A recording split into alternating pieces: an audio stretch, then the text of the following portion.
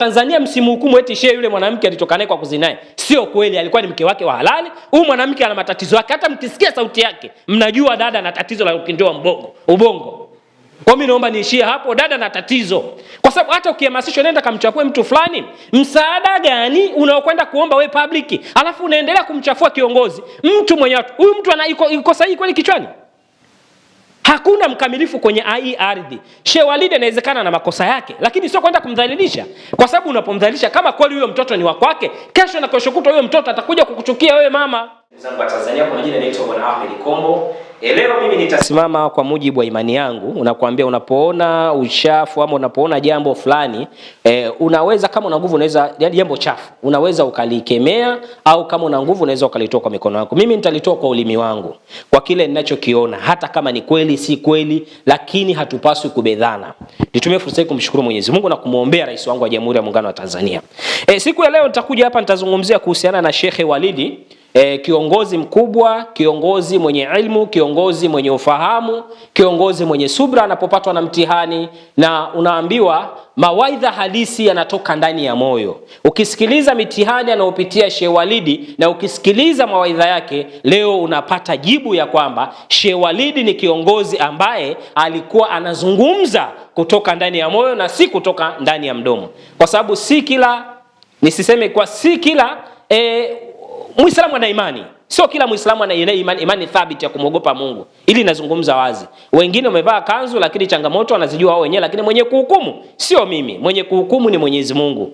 Na Mwenyezi Mungu ndiye anayemuongoa mtakaye. Kikubwa ndio maana tunaambiwa tuombe mwisho uliokuwa mwema. Hata mimi hapa katika maisha yangu naomba mwisho uliokuwa mwema.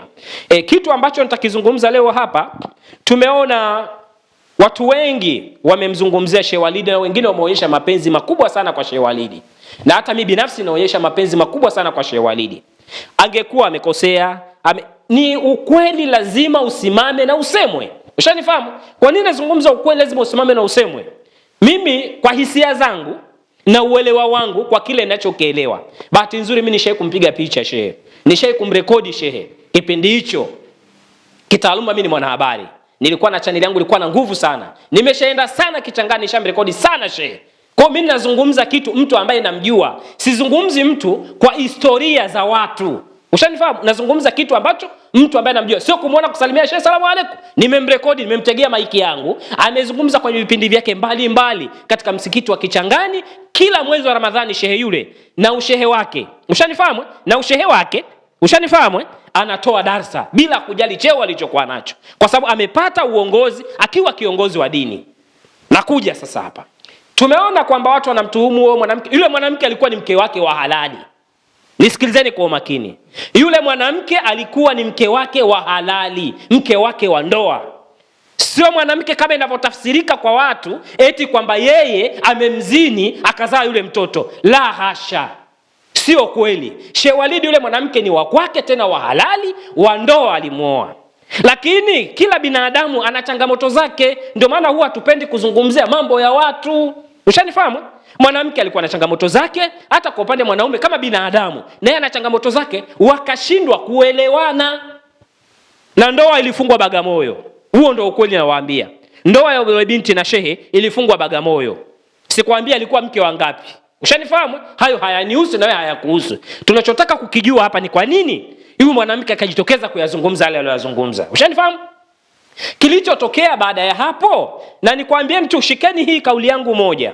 Unapokuwa kwenye nyazifa fulani, automatically kuna watu wako bize kuhakikisha unaondoka kwenye ile nyazifa ya kibinadamu. Ushanifahamu? Ukishateuliwa kwa kwenye nyazifa fulani, usikae na ukajisahau ukasema mimi hakuna mtu mwingine. Sheikh Walid yeye sisemi kwamba alijisahau, hakujisahau. Ushanifahamu? Sasa baada ya ndoa ile, narudi tena nyuma. Baada ya ndoa ile kuvurugika sasa. Ushanifahamu? Sheikh Walid ni kiongozi wa imani. Na sheria ya dini ya Kiislamu, kama mtu umemuoa akawa na ujauzito, kisheria huwezi kumwacha, huwezi kumpa tole talaka yule mtu. Ushanifahamu? Ni lazima yule mtu mpaka ajifungue. Ushanifahamu? Mpaka fanyaje? Ajifungue. Kama nitakuwa nimekosea mtanisahihisha mashehe. Ushanifahamu? Ule mwanamke amefikia hatua wakaachana na shehe. Mwanamke hakuwa na ujauzito, huo ndio ukweli. Ushanifahamu? Kwa sababu nikuulize swali.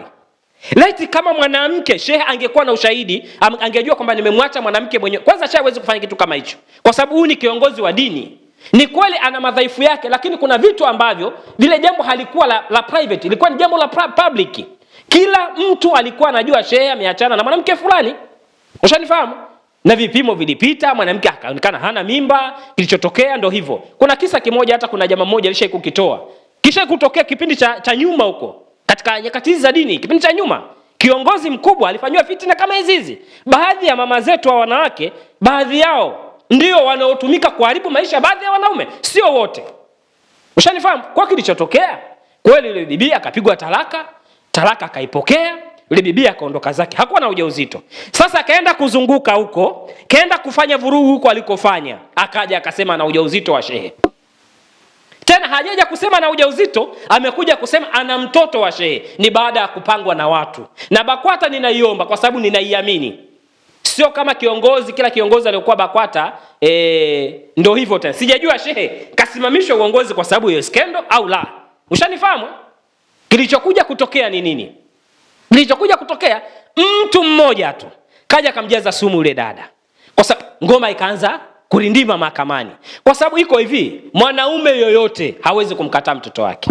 Kama Sheikh Walidi hawezi kumkataa mtoto wake. Ngoma ikaenda mahakamani. Sheikh Walidi ana uhakika kwamba hii damu sio yangu, ila kwa sababu nina uongozi, nina nafasi, hivi vita ni lazima vitokee. Ushanifahamu? Mtoto ndo hivyo tena. Kitu fulani. Kwa sababu ingekuwa kweli mtoto wake, kikawaida tu, kwali ya kawaida tu, Sheikh mahakamani angekataa. Ushanifahamu? Asingekataa. Dakika za mwisho, kwa kumalizia ili nisilete historia kubwa. Ushanifahamu? Nasema mimi namfahamu. Dakika ya mwisho ikafikia hatua ya kwenda kupima DNA. Kuna mtu alioja hapa, hivi kwa mujibu wa sheria ya dini ya Kiislamu DNA inaruhusiwa? Mashehe wenye kutoa fatwa wapo, watajua DNA inaruhusiwa au hairuhusiwi. Dakika za mwisho ikaja neno la kwenda kufanya DNA. Wakakubaliana siku na tarehe. Siku fulani tutakwenda, ili mahakamani kupatikane ushahidi kweli huyu mtoto ni mtoto wa Sheikh Walidi. Kilichotokea, yule mwanamke alipotea 100%. Hakuonekana kabisa. Mpaka kesi wakawa naenda watu wa upande mmoja. Haya mambo sio kuzungumza, kwa sababu mambo haya ni ya familia, ya mtu ndani, ya mtu ya siri yake yeye mwenyewe binafsi. Ushanifahamu? Sisi tunazungumza kwa sababu baadhi tunayafahamu, sisi hatuwezi kuyafahamu yote. Kwa sababu ni mtu wa watu, ni kipenzi cha watu. Ushanifahamu? Kwa kilichokuja kutokea ni nini? Ule mama akakimbia nduki, hakuonekana tena. Ile kesi ikaendeshwa upande mmoja, anatafutwa hapatikani. Basi kesi ikafutwa, jambo likaisha. Yuzi sio kapangwa na nani yule mama. Sasa jamani, wanawake mbona mna roho ngumu kiasi hichi? Jamani, punguzeni. Mwisho wa siku huyo mtoto kama kweli angekuwa ni wa kwake, kama ni wa kwake, automatically tu vitu vitakuja kujikliki tu. Ushanifahamu? Dakika za mwisho mama anakuja kuzagaa mitandaoni. Anakuja kuzungumza, lengo kumchafua kiongozi wa dini. Na uthibitisho ni huu tunaouona sasa hivi, kwamba Mwenyezi Mungu siku zote huwa hamtupi mja wake. Angalia komenti za watu wengi. Licha komenti tu, angalia posti za watu wengi. Mtu anayeonewa siku zote, kila Mtanzania anayetizama anaumia. Hiyo ndiyo hali halisi. Kila mtu atakayetizama anaumia. Ndio maana mtume wetu alionewa.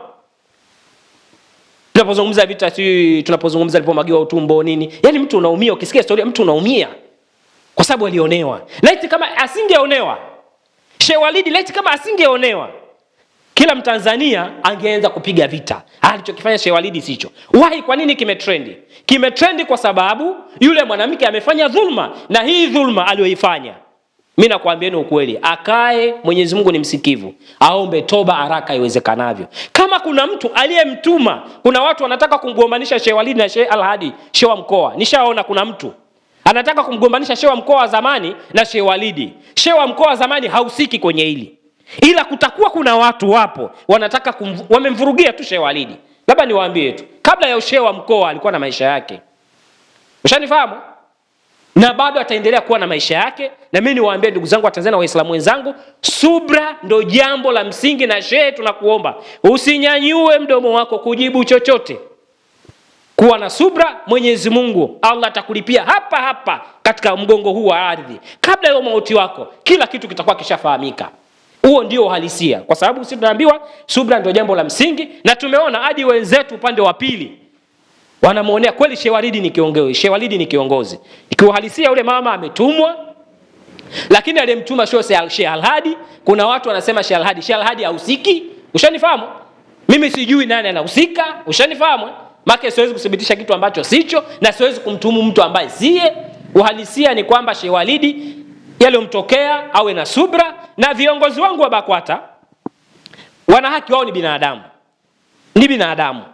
Maamuzi waliyofanya mimi siwezi kuwakosoa. Ushanifahamu? Kwa sababu mimi sina elimu yoyote. Siwezi kuingia kwenda kuwakosoa walichokifanya kwa mtizamo wao, wale ni viongozi. Mimi pale nafahamiana na ule Shengeruko. Shengeruko ananifahamu vizuri, labda yao amenisahau. Ushanifahamu? Ananifahamu vizuri sana. Ushanifahamu? Kipindi hicho hayuko kwenye nafasi. Kuna vipindi nilikuwa namrekodia kipindi hicho Kariakoo. Niko Kariakoo. Nilikuwa naishi huko Kariakoo. Ushanifahamu?